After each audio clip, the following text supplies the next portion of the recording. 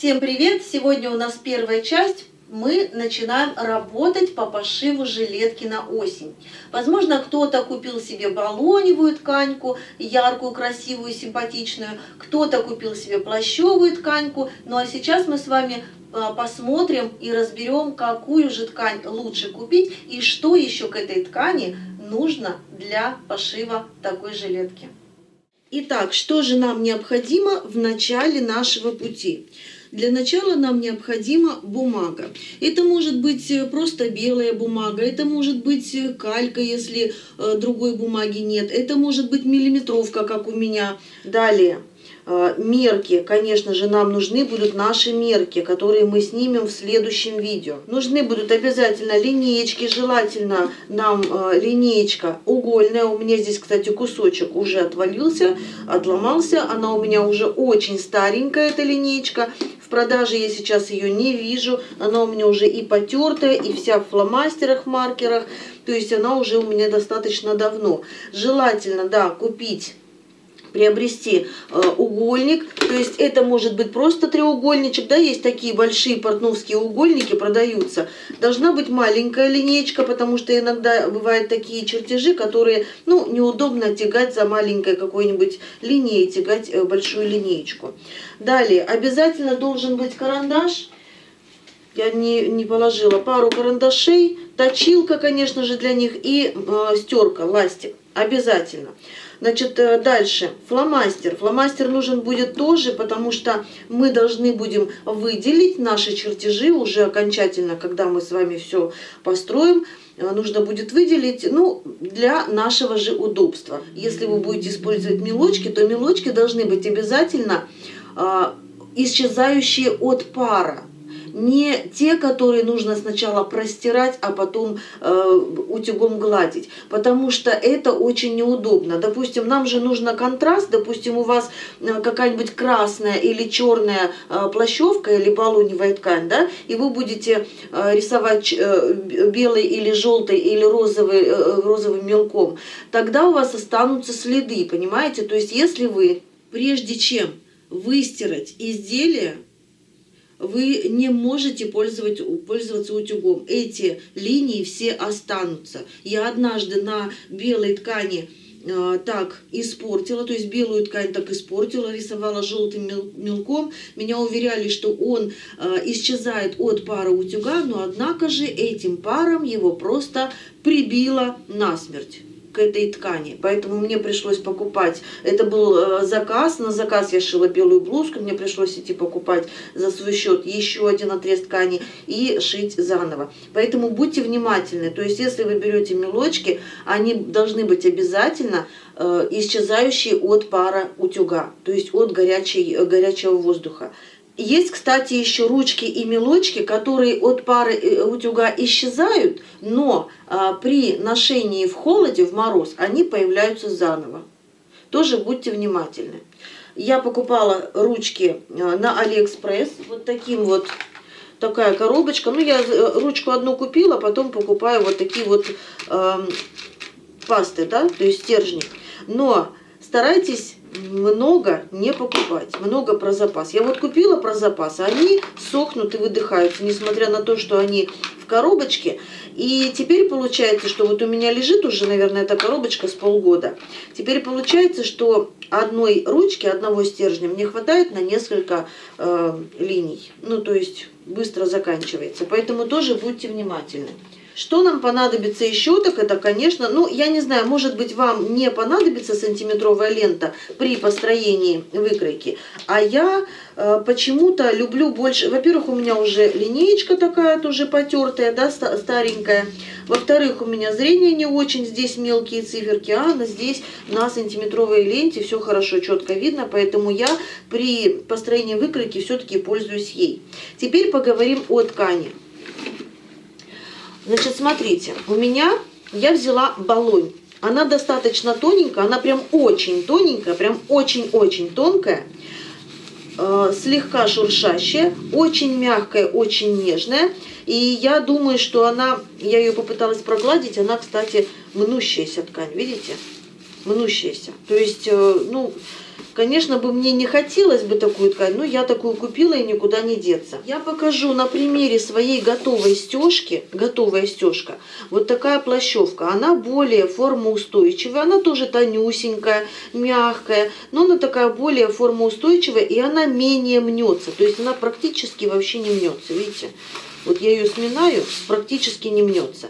Поэтому выбирайте ткань такую, с которой вам будет удобно работать. Но плащевка или баллонь, она не должна быть слишком плотной.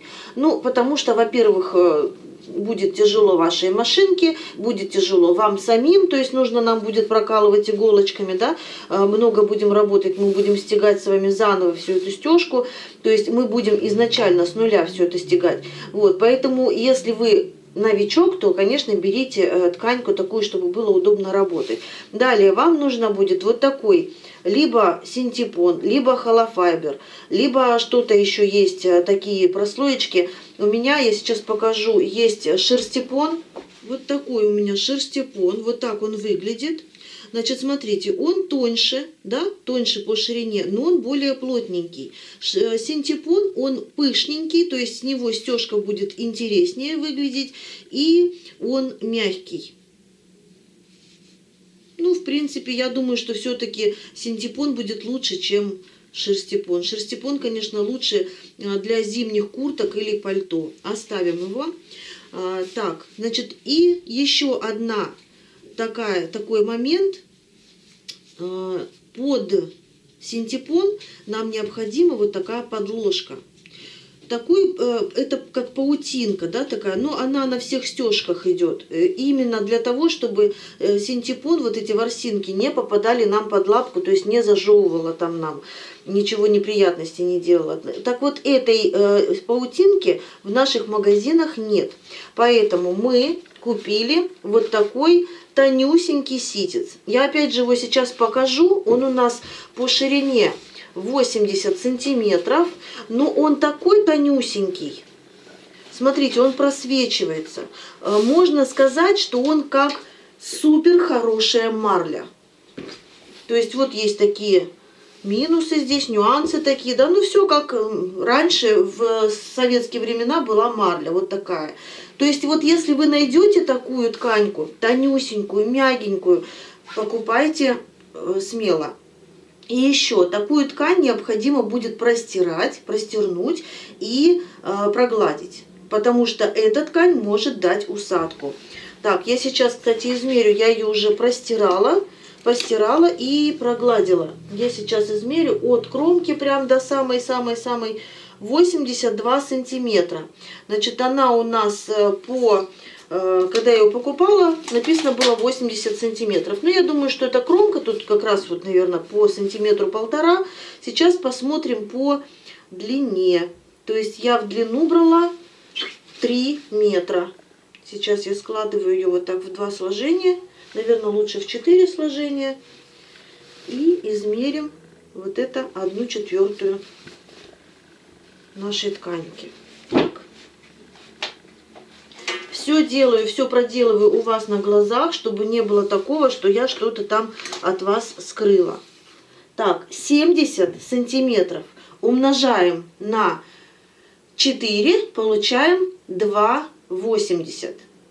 То есть 20 сантиметров у меня получается минус. 3 метра я брала, осталось 1,80 м. 20 сантиметров у меня ушло. Ну, разделите это число на 3, и получится у вас сколько уйдет с метра. Конечно, это учитывайте. Почему я взяла 3 метра? Потому что, ну, на всякий случай. Так, еще, конечно, мы с вами поговорим о том, сколько нам нужно ткани. Но давайте сначала вот перейдем, то есть закончим с тканью, да. Значит, вот эта подложечка нам будет нужна. Мне нужно отпороть, я буду отпарывать синтепон от плащевки. Я уже говорила, из этой плащевки я буду шить себе, возможно, курточку, возможно, жилетку тоже в будущем. И собаке комбинезон, либо курточку. И для собаки вот этот вот синтепон не нужен дополнительно. Я ему буду делать просто из тоненькой, ну потому что на осень-весну ему слишком много, слишком тепло. Поэтому я буду использовать вот этот синтепон. Эту пленочку, эту паутинку я оставлю на потом. То есть я буду делать все, как и вы. Буду использовать вот эту тканьку. Ну и что касается подкладки. У меня дома нашлись вот такие 3 оттенка. И вот я смотрю, какая подойдет к моей ткани. Вообще, изначально я хотела черного цвета ткань, основную, плащевую, либо темно-серую. Ну, что делать? Мне нужно подобрать, все-таки в любом случае, подобрать подкладку под эту ткань. Я думаю, что вот это как-то вот не очень. То есть оно по тональности, наверное, не подходит.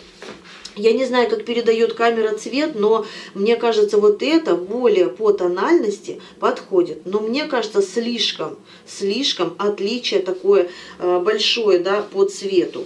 Поэтому я думаю, все-таки брать белую подкладку. Белая подкладка у меня, кстати, вот смотрите, все на нее липнет. Вот такая вот она, как сказать... Ну, в общем, нужна будет обязательно обработка, да, этой подкладки. То есть нужно будет обработать антистатиком. Вот. Поэтому я все-таки выбираю ее, эту подкладку беленькую. У меня будет белый синтепон, светлая основа. Значит, выбрала я белую подкладку. Вот такой баллон у меня. И вот это будет подложка. Так, все остальное убираю. Теперь поговорим о расходе материала. Сколько же нам нужно купить ткани? Конечно, зависит от ширины ткани. Бывает ткань и 40 сантиметров шириной, и 180, и 2 метра. То есть ткани бывают разные. Но в основном стандарт это 140 и 150. Это стандартная ширина ткани. Если вы нашли подходящую ткань и ширина у нее 140 сантиметров, то вам необходима одна длина вашего изделия. Если вы будете шить рукава, то плюс рукава. Если вы будете шить капюшон, то плюс капюшон. В общем, все дополнительно к этой одной длине. Но к этой длине необходимо еще прибавить припуски на швы сюда и вниз. Если вы захотите курточку с подбортом, то есть мы с вами будем делать обтачку по рукавам, у нас будет обтачка по спинке, и если мы захотим обтачку по переду, под молнией, да, по переду, то нам нужно будет еще одну длину. То есть уже без припусков на швы одну длину еще нужно будет дополнить. Но при этом у нас останется очень большой кусок ткани, лишний. Поэтому, если вы не против, если вы согласитесь, либо мы будем делать тогда без подбортов под молнию, либо мы эти подборта будем сшивать из нескольких кусочков. Ну, 2 кусочка, я думаю, там из боковых остатков ткани у нас вполне выйдут и подборта, и обтачка для рукавов, и обтачка по спинке. То есть все у нас это выйдет.